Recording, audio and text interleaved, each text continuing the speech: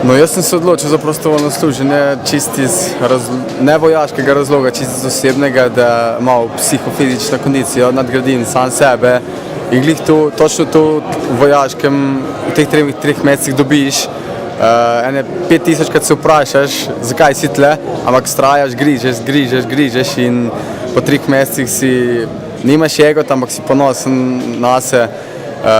Urjanje je neverjetno, psihično te zlomijo, fizično te zlomijo, ampak po drugi strani pa dobiš spoštovanje do teh ljudi, do vodnikov.